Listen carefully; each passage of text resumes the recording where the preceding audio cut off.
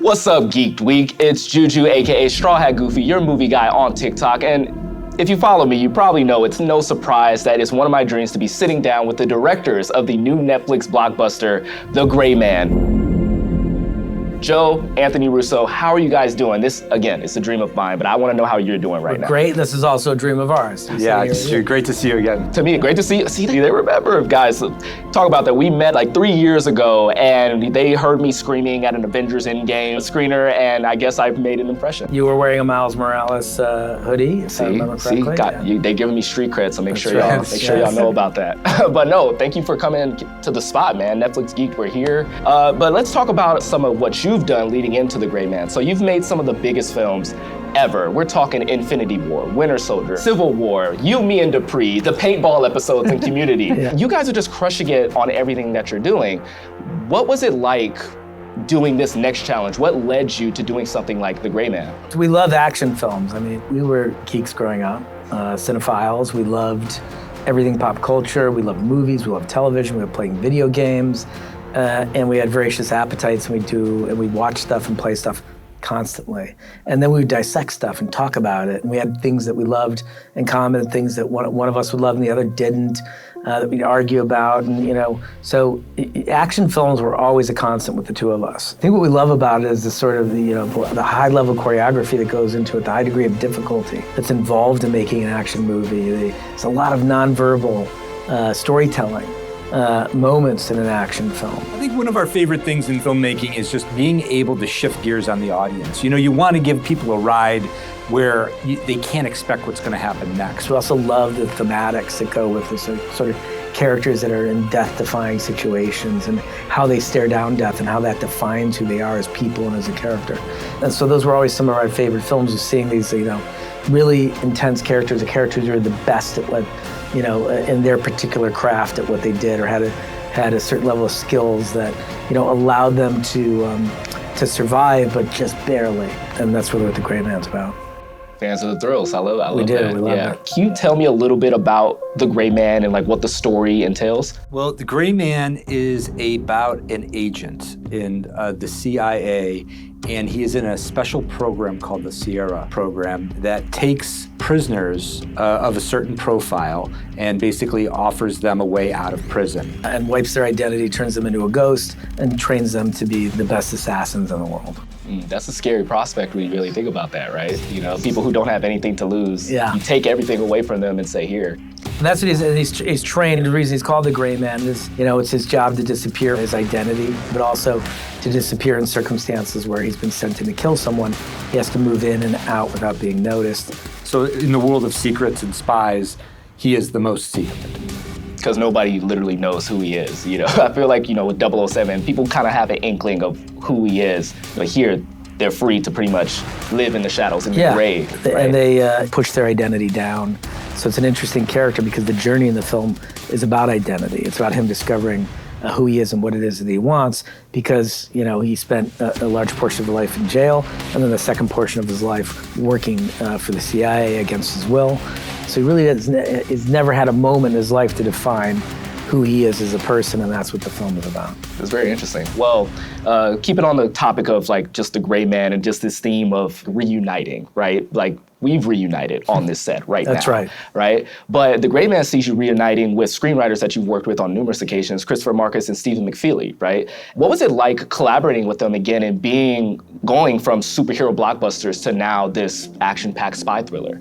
Well, we developed an amazing relationship with Chris and Steve through the 4 films that we made with them at Marvel. We spent about 7-8 years working together on those movies.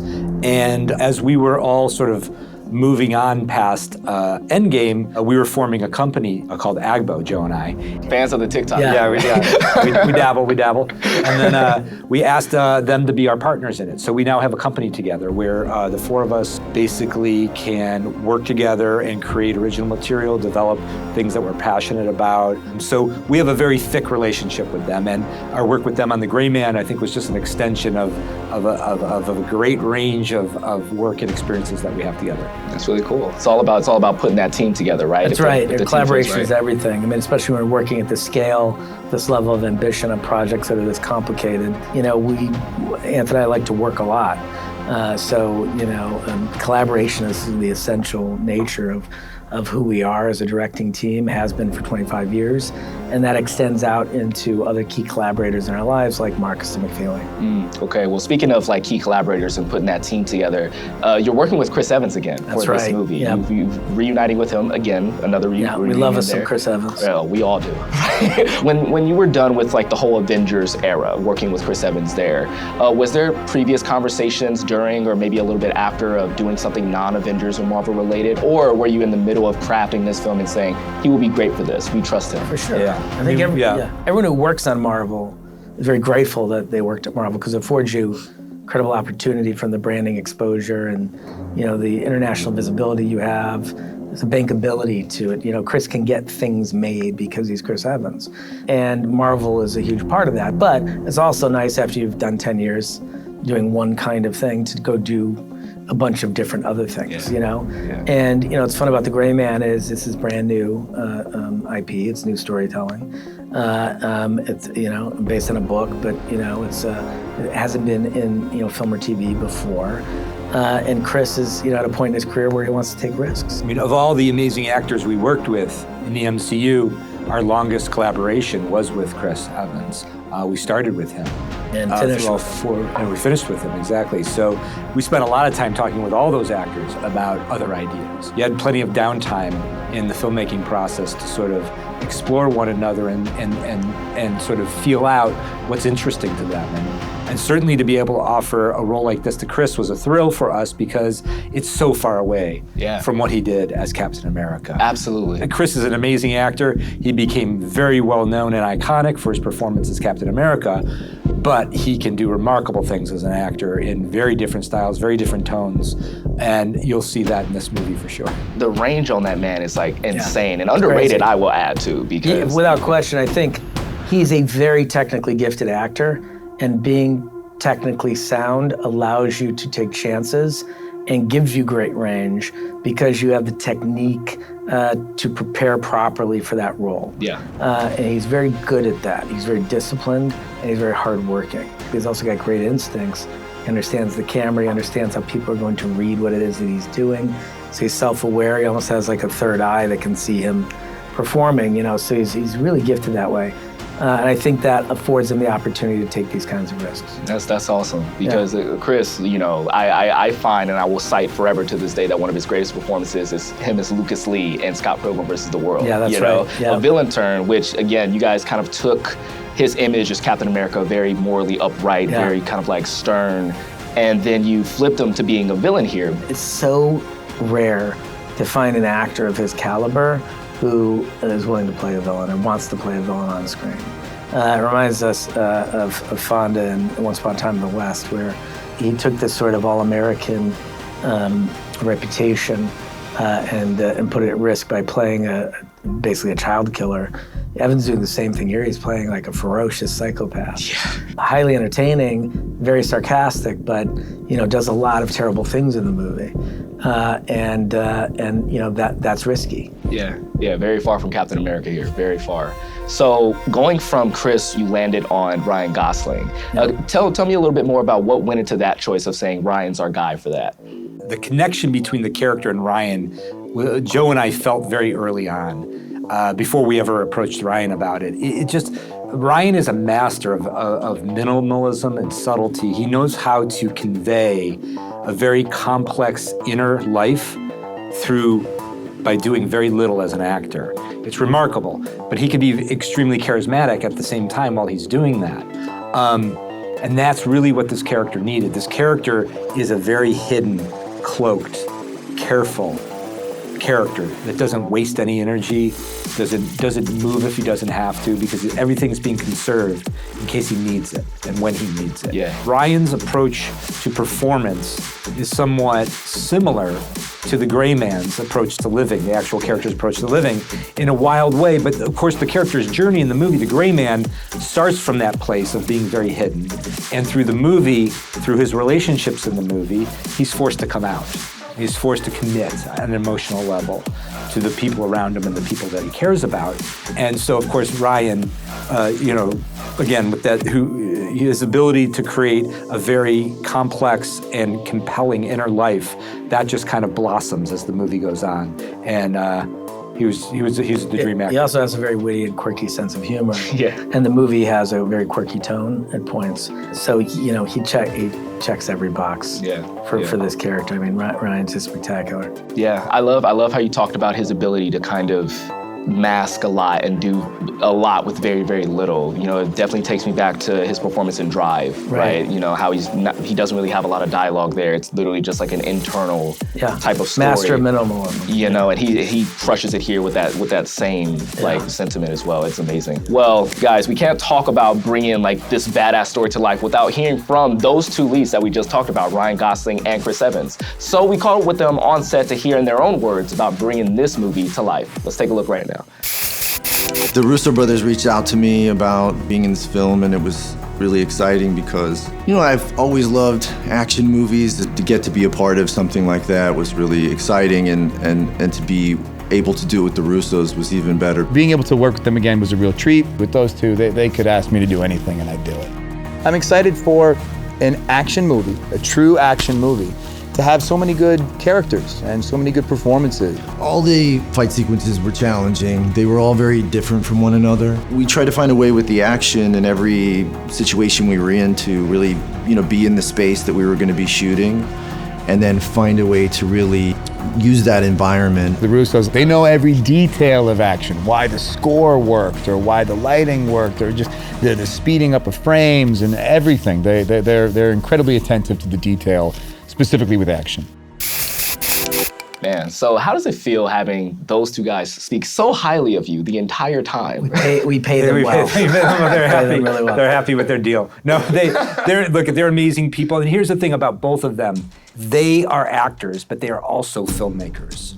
And I think that's why we connect so well, is because they are people who are paying attention to not only what they're doing as a performer on the set, but they're paying attention to what everybody else is doing and how they relate to them as a collaborator on the set. And that's the dream kind of actor. We love working with that kind of actor who is as conscious of the people around them as they are of themselves. Yeah. And it's fun to see how much they're observing and how much they're sort of following in our process.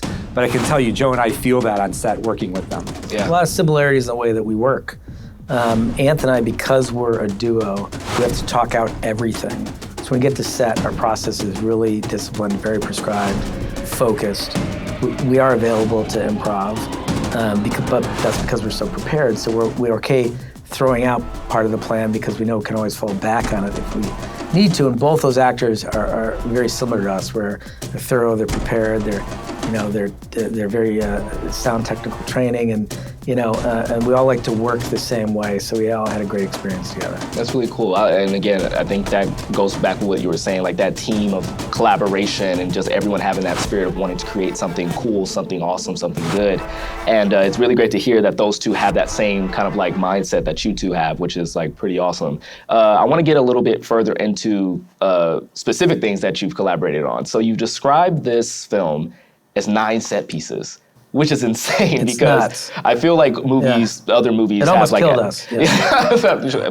probably literally because there's so many things going on. We talked about it right before the camera started rolling. But can you describe exactly what you meant by the 9 action set pieces, describing it as 9 set pieces? Yeah, I mean, this movie, what was so compelling about the book is that there's the conceit at the heart of the film is a character on the run. And Lloyd is this sort of, this very savvy hunter of men. And Sierra Six, who's played by Ryan's character, is impossible to catch. That's really the exercise of the film. And for us, it was, we love action, so we're like, how can we push it to its limits? How can we create something incredibly propulsive for the audience and, highly watchable? I mean, there's just why something like Everything Everywhere All at Once works, why that level of absurdism works, is because it's married to genre. right? In your brain, why genre works for you is your brain can track genre, it has an understanding of it. There's certain rules that exist within it that then allow for that absurdism to be married to in a way that creates a very satisfying experience that's compulsively watchable. We're doing the same thing here where we're playing with tones. You know, there's a level of quirkiness to this movie that is unique for action films. But there's also an intense amount of action. We're smashing those things together and trying to create a highly enjoyable, very compulsively watchable experience for the audience. It's because it's what we like, so I think hopefully it's going to be feel like a throwback action film in a lot of ways for people. I can tell the geekiness of how you describe this. Like I can tell there's so much inspiration from films past that like really informed like the action set pieces here and everything like that. You also did that with Winter Soldier, throwing it back to the 70s spy thrillers of the past as well. But you filmed so many action scenes over the years with Chris, obviously, so he's kind of indoctrinated into your style of action filming. But Ryan hasn't necessarily done action like this before. Like we've seen him in Blade Runner 2049, we've seen him in things like Drive, but this very different action than what you guys do. And again, you guys have your very unique It's physical, it's kinetic, it's dynamic. We ask actors to train very hard for it. We like the actors to execute most of the action as long as it's safe. And you want your brain going, that's a stunt player. So we do push them very hard. And Ryan took to it like a fish to water. He really worked his ass off. He's in incredible shape for this movie. I think the best shape of his life, and he understood that what it is that you do with your body in an action film informs in a lot of ways who you are as a character. Yeah, that's what Anthony and I like about it. There's almost it's like a cave painting in a lot of ways, right? Like it's demonstrative in the way that it communicates to an audience the action genre. So, and I think he really understood that. And he painted a portrait of a character physically that had been in prison and who understood, that his only value in prison would be working out. Right. And then took that, and so the only way he's going to survive, and then carry that forward into being an agent. And so his body's scar covered and he's chiseled. It affects the size of his neck. There's lots of little subtle things that it did to give his performance this quality of like an ex-con. Right. You don't want to have, all the show and no go, right? That's like right. He has the show. Right. And as we're about to see in a little bit, he has a plenty of go. Plenty of go. You guys brought an exclusive clip with you guys from We did. Man, right? Can you get the people excited about what they're about to see? Like what exactly are we about to see right now? I think this is a real hype clip because it's a very special moment in the movie. This is Gosling versus Evans. It's the first time that those two characters meet, the unstoppable force and the immovable object crashing into each other. The movie really is a mano a mano, and it's unique to get a film like this because it's hard to get a movie star to play a villain. And Evans, again, being at that point in his career and wanting to take risks, you now have these two enormous movie stars going head-to-head with each other. And this would give you a taste of what that's like. That's really cool. I'm excited to see that, to be honest. Let's take a look at it right now.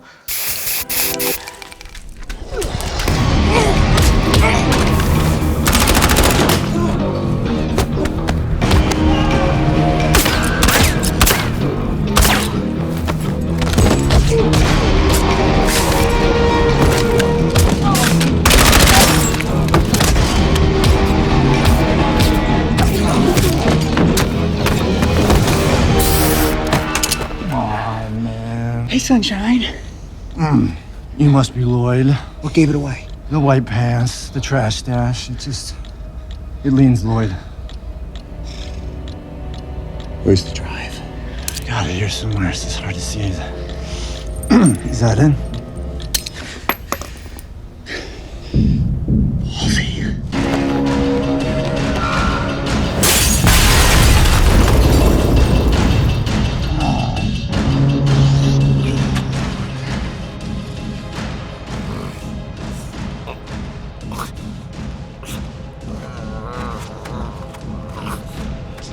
Pepper spray.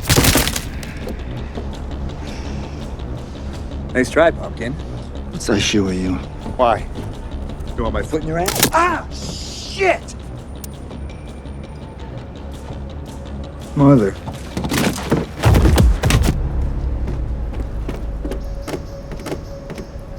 Looks like an 11. Who's this lunatic? Yeah. Lloyd. Let's go. I'm good. Let's go. It sounded like a question.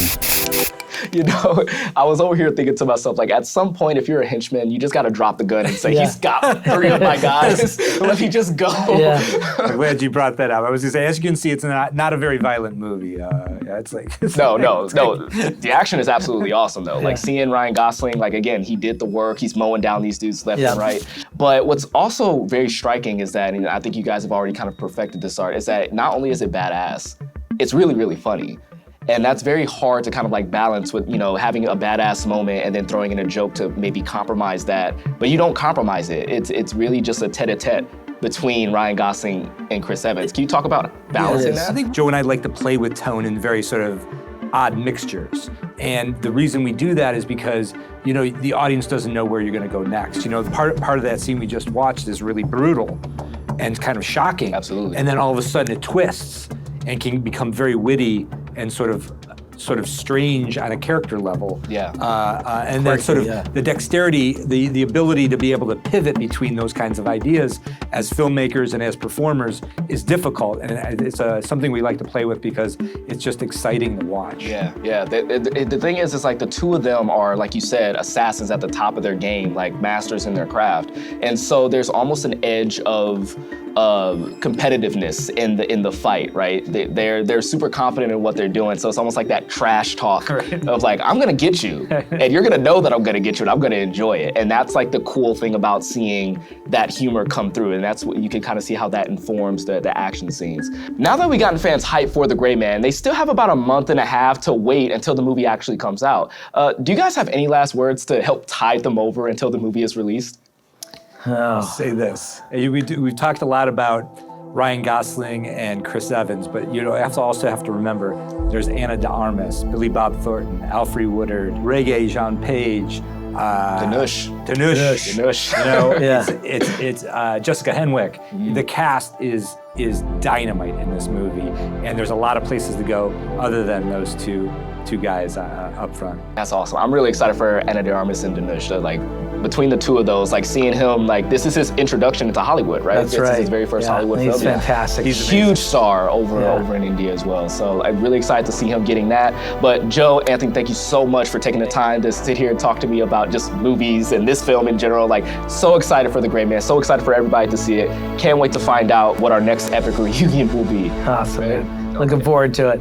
All right, for those of you at home, there's plenty more in store for The Gray Man before it comes out on Netflix July 22nd, so be sure to follow Netflix Geeked and Netflix Film from all the updates. And also, don't forget to follow your movie guy, Straw Hat Goofy, on TikTok, Instagram, YouTube, Twitter. Just follow me everywhere. Just, you see it. That's it for us here. But up next, you're going to be hearing from the stars of School for Good and Evil and getting a sneak peek at the upcoming Paul Feig fantasy film. Before we let you go, though, let's take a look at the badass Gray Man trailer one last time. What do you know about the Sierra program? Reckless mystery men you guys send in when you can't officially send anyone else. The Gray Man. Lloyd.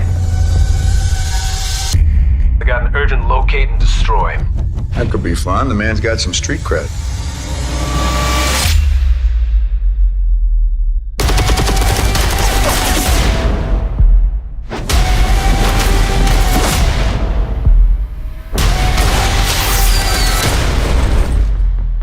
You hurt?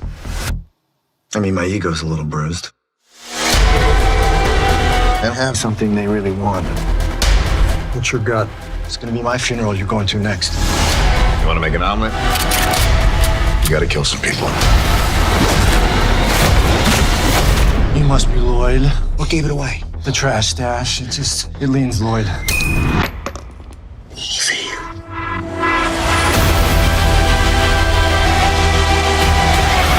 I'm about to put a hit so big on your boy's head That even his most loyal allies won't hesitate to drop a dime. Every grade A wet team from here to Reykjavik will be vying for the prestige of killing the infamous Sierra Six. I can kill anybody.